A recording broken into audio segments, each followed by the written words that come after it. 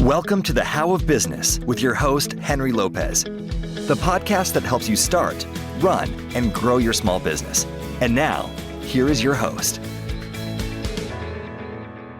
Welcome to the How of Business podcast. This is Henry Lopez. Do the leaders on your team, your managers or senior members of your staff, do they know exactly how you measure their performance, or are they guessing, or are they desperately trying to read your mind? If your managers or senior leaders don't know the score, then you can't expect them to win. And if they're not clear on the score, then you will continue to get inconsistent performance at best. So in this episode, I want to talk about, do your leaders know the score? Are they clear on how they will be measured and what your expectations are for them in their role in your business? You can find all of the How of Business resources, including the show notes page for this episode, and learn more about my one-on-one and group coaching programs at thehowofbusiness.com. I also invite you to join the How of Business community on Patreon, and please subscribe wherever you might be listening so you don't miss any new episodes. I often find that business owners are frustrated with their team leaders or their senior employees, the performance that they're getting from those people, or maybe it's just a lack of consistency or follow through. You might feel like they're just not stepping up, or a common phrase I hear is they don't take ownership. But when we dig a little deeper, what I usually find, and this includes in my case where I've had these challenges in my businesses, is that perhaps some of the issues, the root causes, are a lack of role clarity. There are no measurable outcomes. There are no employee level KPIs, key performance indicators, or the measures, the metrics of performance. And there's no formal review process or feedback process. If any of those maybe ring true for you or in your environment, then this is a common challenge, but there's something you can do about it. And the problem often isn't motivation or capability. I actually have found that if you hire the right people, most people want to do the right thing. They want to do a good job. But what they often lack is clarity and measurement. So if your employees don't know how you measure their performance, if they're not clear on that, then you can't expect them to consistently perform to your standards.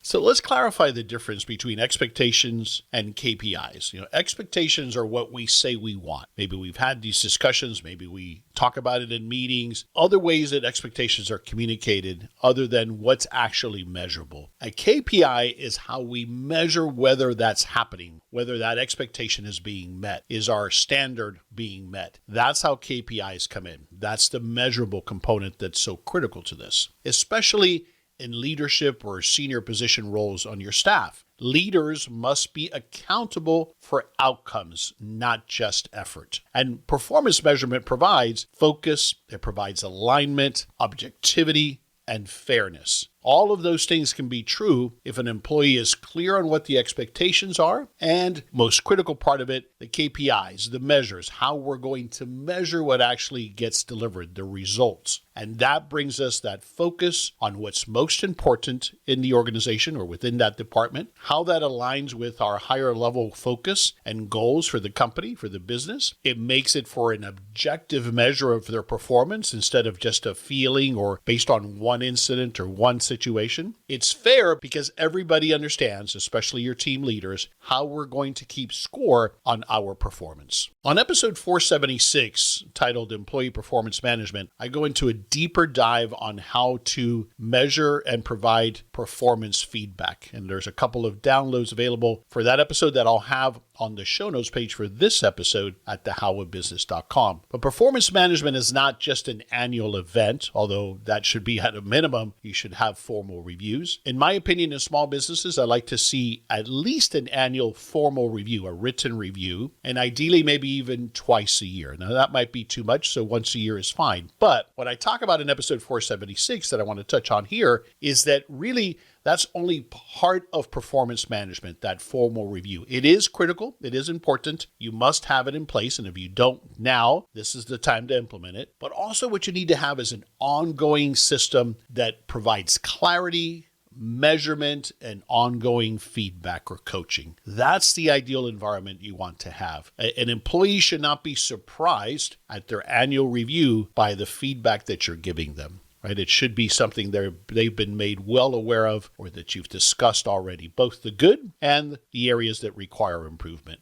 If you don't measure it, you can't manage it. And it certainly applies here to getting the performance that you need and expect from your employees, in particular, your lead or team leaders in your staff.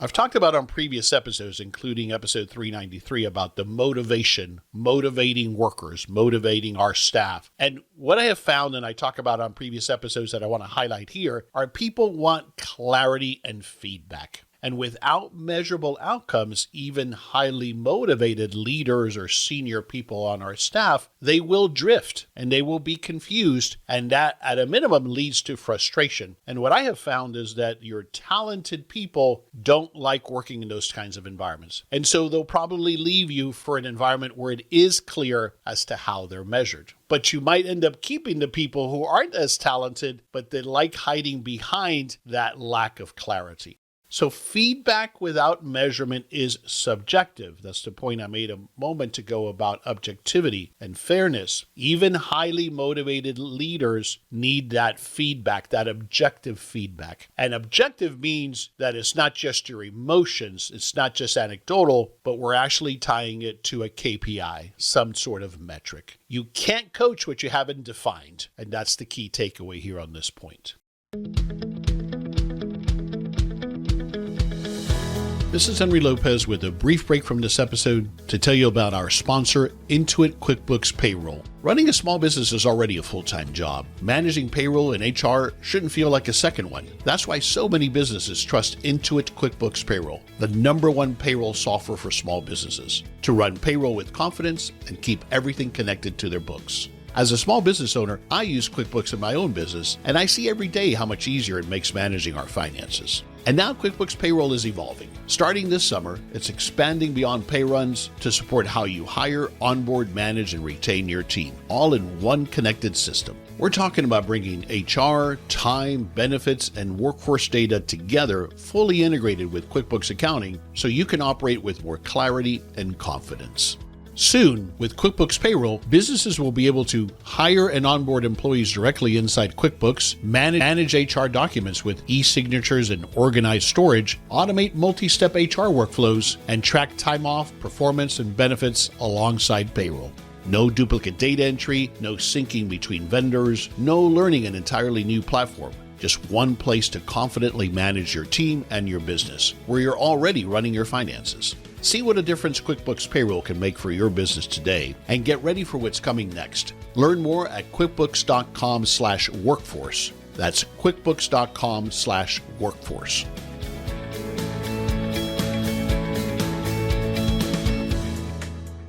So how do you set meaningful KPIs for your team leaders, for your senior team members or staff? Here is the core thing. Most small businesses commonly struggle with KPIs. So if you don't have any KPIs for your staff, I suspect it could be that you may not have any KPIs for yourself or at the company level, at the business level. And that's where you need to start. What are your company level KPIs? And these might include things like revenue target or revenue growth year over year, profit margin, customer retention, or maybe user or membership counts, operational efficiency metrics like turnaround time, for example, or error rates, quality metrics. It could be customer service metrics like a particular survey score or review scores. All of those things are examples of what might be on your company level KPI dashboard. If the business itself isn't measured at a high level, at your level as the owner or CEO, then employees are not going to be able to align to that. You're not going to be able to clearly identify what metrics make sense at the next level down. Employee KPIs must roll up to your higher level company KPIs. That's the point about alignment. And so it's got to start with the business level, your level KPIs. Now keep in mind with KPIs, this rule applies to your high-level KPIs as well as it does to staff member KPIs. Don't get carried away with these. If you have 20 KPIs, I'm going to suspect that's too many. Typically, especially to start with, it should be 3 to 5 KPIs, something in that range. You might argue you have a few more, but it can't be too many more than that. Otherwise, I'm going to argue that you're not really using those or measuring them or looking at them to make any significant business decisions. So step 1 is company level, your business level KPIs, the dashboard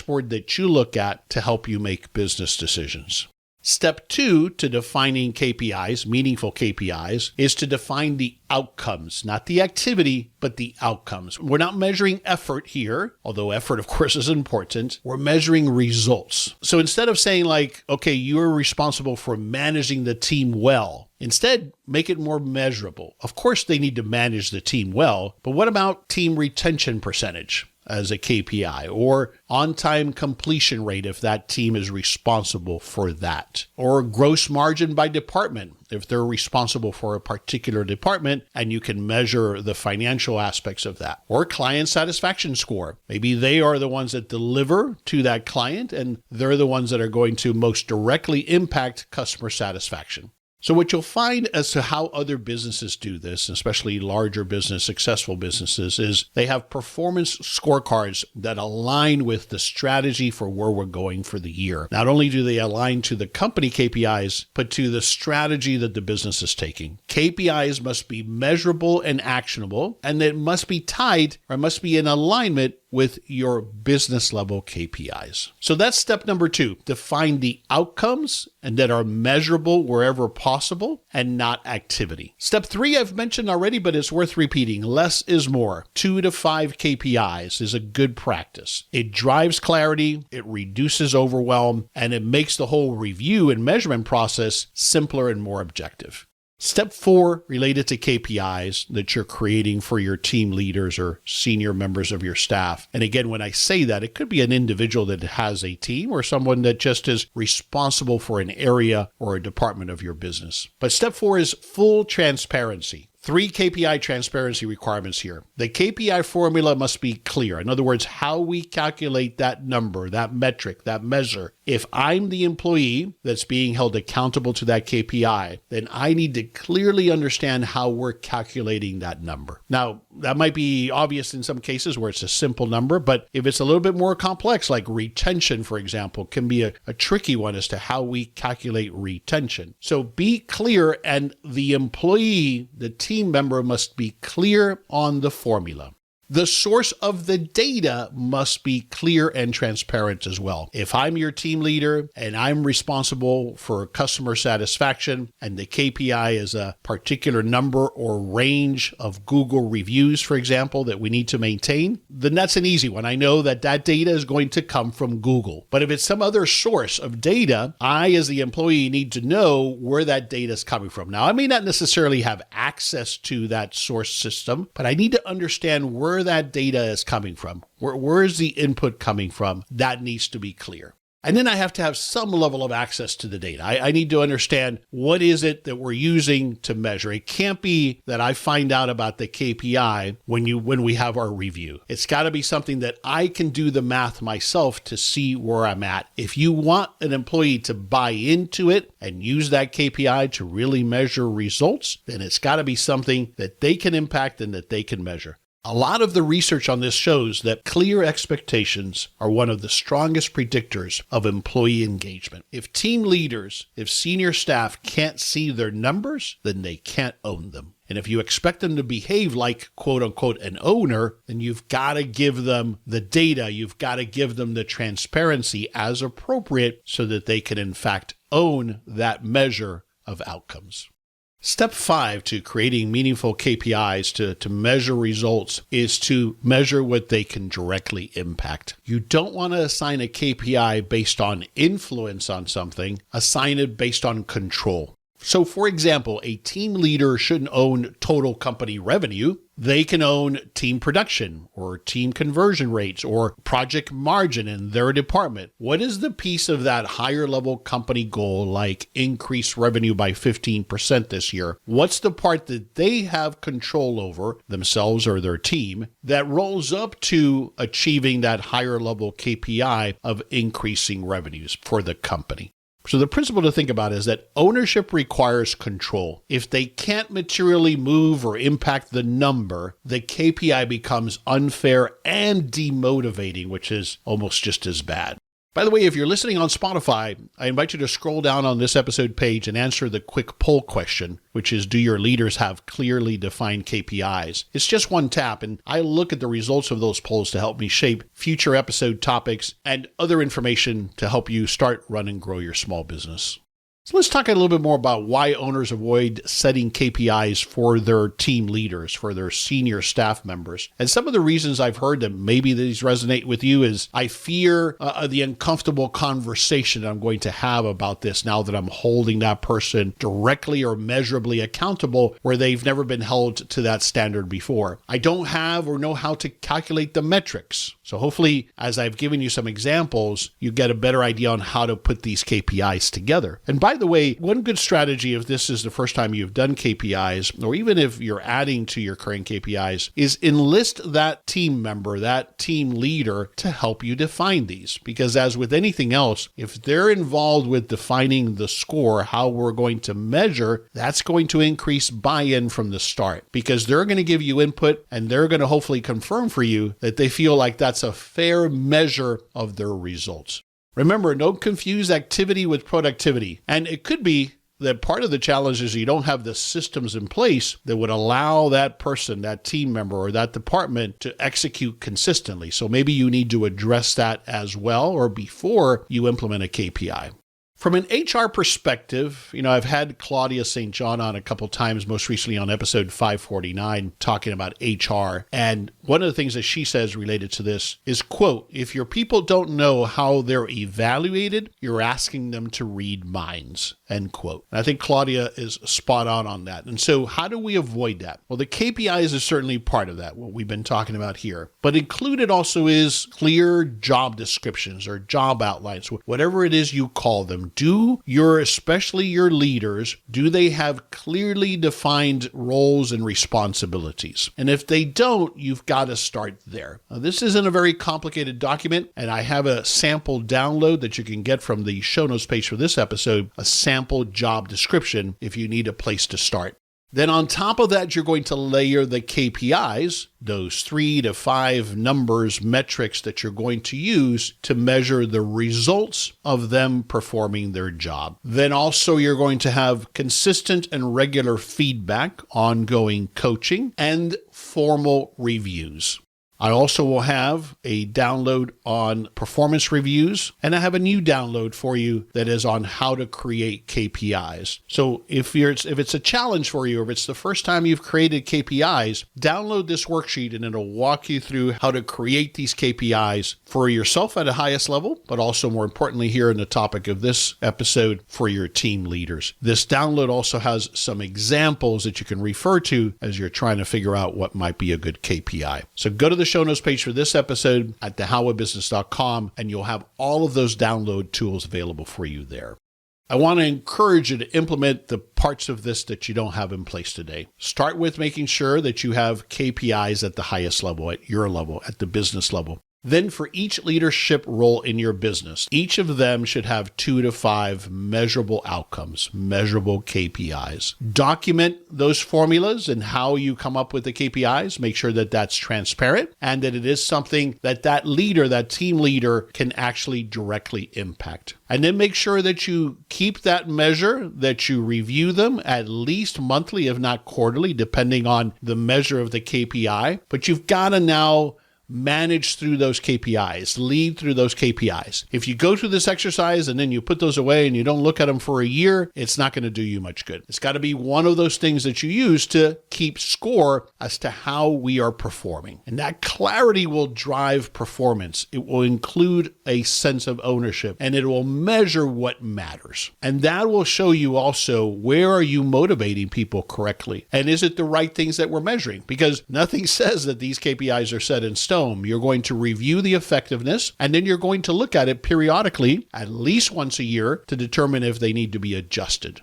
To summarize here, if employees, especially your key employees, your team leaders, if they don't know how you measure performance, they're going to continue to feel frustrated. They'll feel confusion, and your business will continue to be inconsistent. You'll continue to get inconsistent performance from those people. What this also allows you to do, it allows you to separate the people who can perform and who want to perform, but they just haven't been given the right clarity, from the people who, despite that clarity, they are not able to perform. They're not a fit. But if you don't have that clear distinction, that clear measure, then it's very hard to determine, is it the employee or is it the environment? So this clarity that comes from job descriptions that are clear, KPIs that measure the outcome of their efforts, their performance, and those things being in alignment with the overall goals of the business. The clarity and transparency of those measures, what they're supposed to be doing and how we measure their outcome. That's what leads to consistent performance in your organization. When KPIs are clear, performance becomes objective, feedback becomes easier, and leadership becomes so much more accountable. This is Henry Lopez, and thanks for joining me on this episode of The How of Business. I wish you the best as you start and grow your successful and profitable small business. I release new episodes every Monday morning. You can find the show anywhere you listen to podcasts, including the How of Business YouTube channel and at my website, thehowofbusiness.com. Thanks for listening. Thank you for listening to The How of Business. For more information about our coaching programs, online courses, show notes pages, links, and other resources, please visit thehowofbusiness.com.